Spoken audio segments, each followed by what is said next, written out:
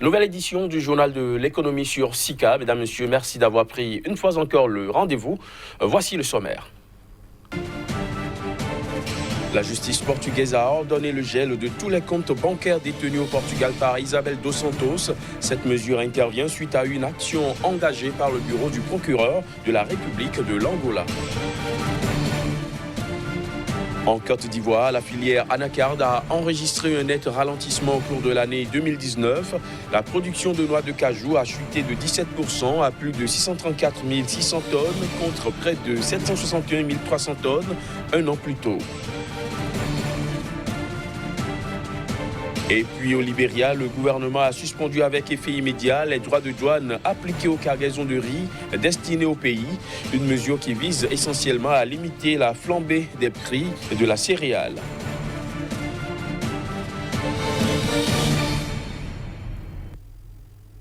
Voilà pour les titres, bienvenue à tous. La justice portugaise a ordonné le gel de tous les comptes bancaires détenus au Portugal par Isabel dos Santos, fille de l'ancien président angolais Eduardo dos Santos. Ce gel concerne dans un premier temps les comptes détenus par Isabel dos Santos auprès de la banque portugaise Millennium BCP. Cette mesure intervient suite à une action engagée par le bureau du procureur de la République de l'Angola. Rappelons qu'en Angola, la femme d'affaires fait l'objet d'une enquête pour mauvaise gestion et évasion fiscale dans l'affaire liée à la société publique Sonangol, dont elle a occupé le poste de présidente du conseil d'administration. Des soupçons de détournement qui portent sur un montant de plus d'1 milliard de dollars. En Côte d'Ivoire, la filière Anacarde a enregistré un net ralentissement au cours de l'année 2019. La production de noix de cajou a chuté de 17% à plus de 634 600 tonnes contre près de 761 300 tonnes un an plus tôt. Une contre-performance qui reste toutefois à relativiser selon le Conseil du coton et de l'Anacarde. Des précisions à travers ces images. Net ralentissement dans la progression de la filière Anacarde en 2019 en Côte d'Ivoire. Selon les chiffres du Conseil du coton et de l'Anacarde, la production de la matière première a chuté de 17% à 634 641 tonnes contre les 761 317 tonnes enregistrées un an plus tôt. Le Conseil du coton et de l'Anacarde indique que cette chute reste à relativiser dans la mesure où près du quart de la récolte a fait l'objet de contrebande vers des pays voisins. En effet, un volume compris entre 150 000 et 200 000 tonnes de la matière première et représentant un manque à gagner fiscal de 17 milliards a été écoulé hors du pays, dont une majorité au Ghana.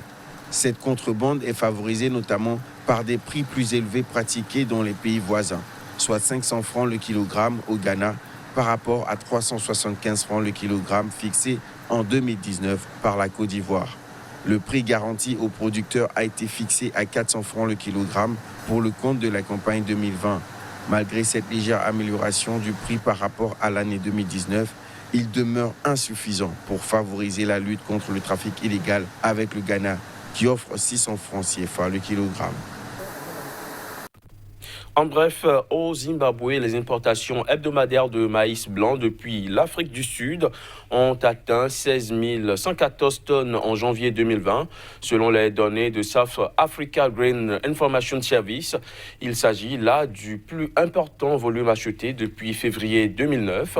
Ce nouveau pic des achats serait notamment lié à la levée par le gouvernement zimbabwéen de l'interdiction d'importation du maïs transgénique. Le Zimbabwe, qui fait face à l'une de ses pires crises de sécheresse depuis près d'une décennie, enregistre un déficit d'approvisionnement céréalier de près de 1 million de tonnes cette saison. D'après le Programme alimentaire mondial, 200 millions de dollars seront nécessaires pour répondre aux besoins de 4,1 millions de personnes durant le premier semestre 2020. Au Libéria, le gouvernement a suspendu avec effet immédiat le 4 février dernier les droits de douane appliqués aux cargaisons de riz destinées au pays, une mesure qui vise essentiellement à limiter la flambée des prix de la céréale sur le marché intérieur et à soulager les couches les plus vulnérables de la population. Reportage. C'est à travers un décret-loi que le gouvernement libérien a suspendu avec effet immédiat le 4 février dernier les droits de douane appliqués aux cargaisons de riz destinées à son pays. Cette décision vise essentiellement à limiter la flambée des prix de la céréale sur le marché intérieur et soulager les couches les plus vulnérables de la population.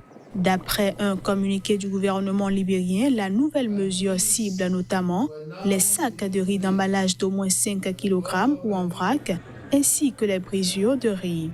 Si du côté des consommateurs, cet allègement des barrières tarifaires est salutaire, il pourrait par contre faire grincer des dents du côté des producteurs qui réclament des mesures pour booster la production locale. Il faut dire que cette situation illustre le dilemme des autorités libériennes et plus généralement des dirigeants africains qui doivent assurer un approvisionnement abordable à la population à travers des importations à bas prix tout en veillant à une hausse de la production locale. Rappelons que le gouvernement libérien alloue déjà une enveloppe de 8 millions de dollars pour subventionner les importations de riz. La dette du Sénégal pourrait prendre de l'ascenseur. En un an, elle connaîtra une hausse de 500 milliards de francs CFA avec une charge financière de 364,80 milliards de francs CFA en 2020. C'est de cela qu'il sera question juste après ceci.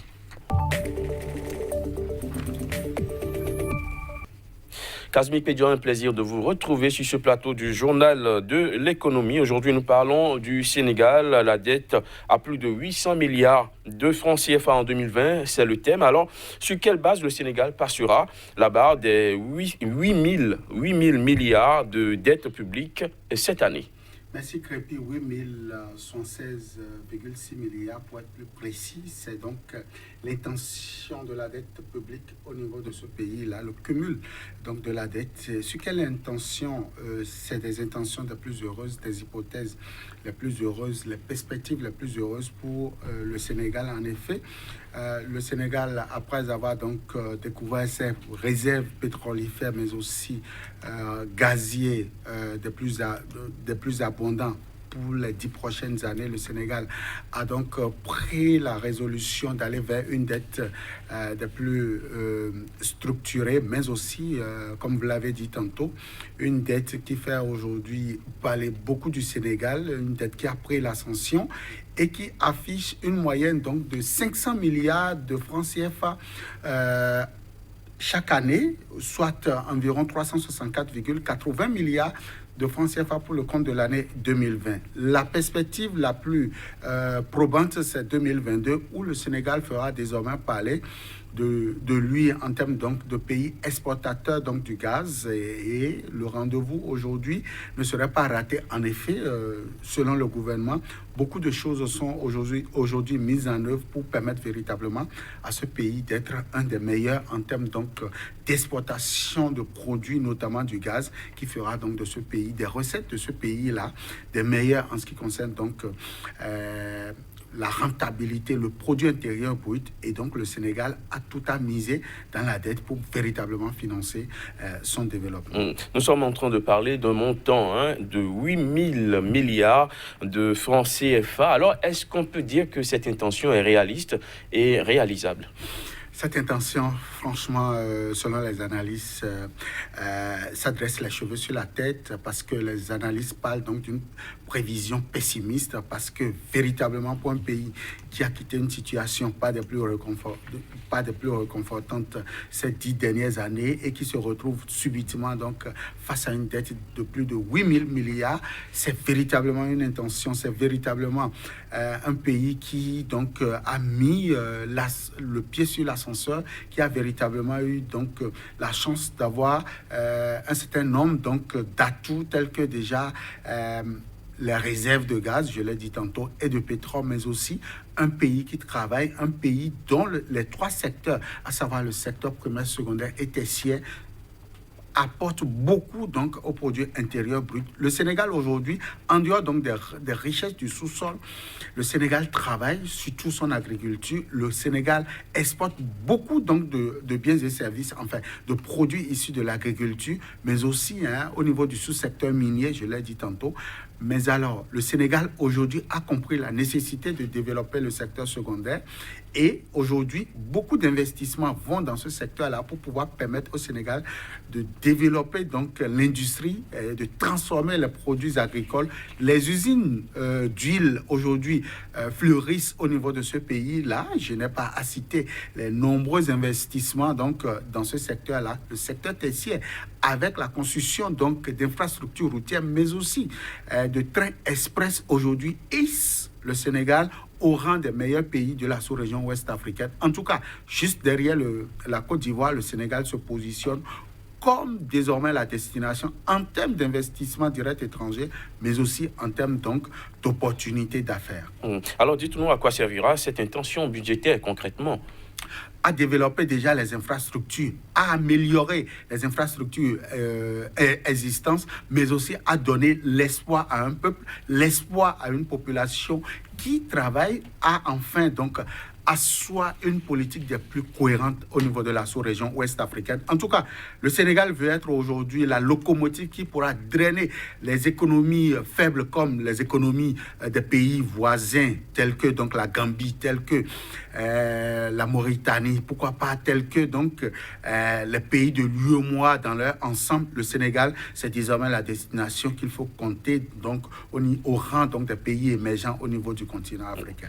Merci Kazmi Pédio d'être passé avec toutes ces explications. Je rappelle que vous êtes le directeur de publication du journal d'information économique Nouvelle Économie qui paraît à Cotonou au Bénin. On se retrouve très bientôt pour d'autres informations économiques.